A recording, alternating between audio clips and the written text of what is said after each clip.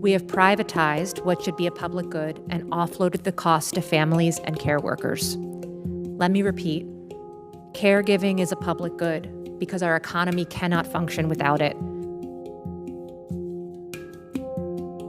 It's not hyperbolic to say the American childcare system is on the verge of collapse.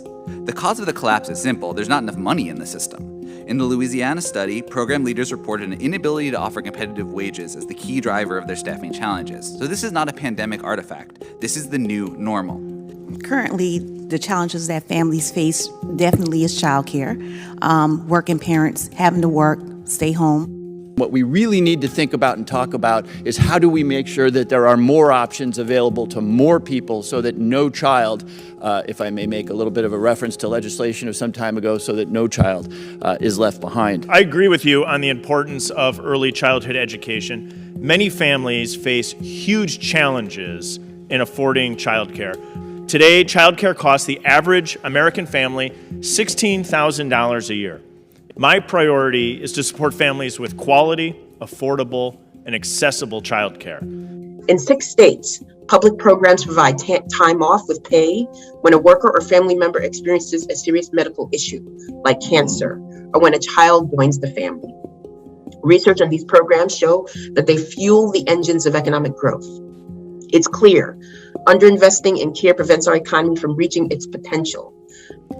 It is December 2021. And women have the same labor force participation rate as our mothers did in 1989. Even before the pandemic, families struggled to find and afford care options for children, seniors, and people with disabilities. The paid care workforce, largely Black, brown, and immigrant women, are paid poverty wages for doing this essential work.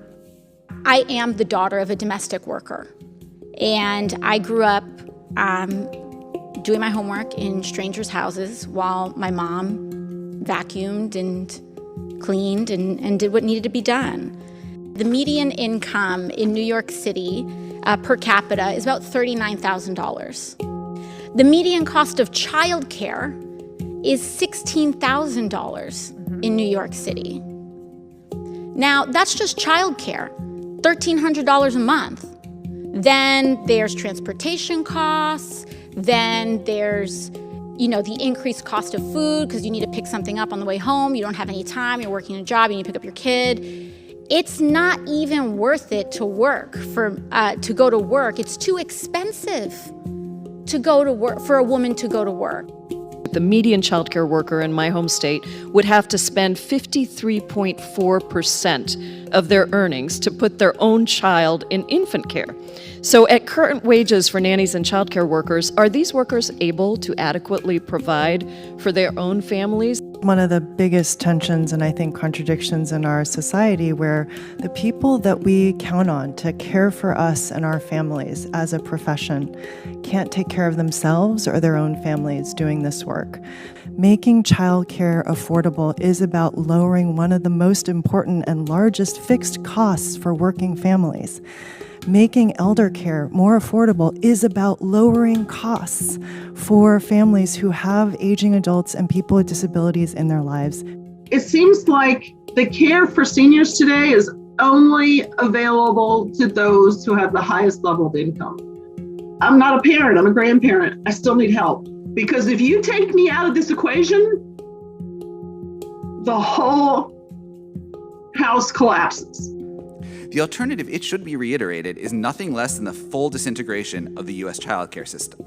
The trends we are currently seeing, program closures, long wait lists, high turnover, women dragged out of the workforce, will only accelerate. We have the opportunity to build the architecture for the future of working families and for children. Government should bend over backwards for those who work so hard so that we can grow the middle class again in this country.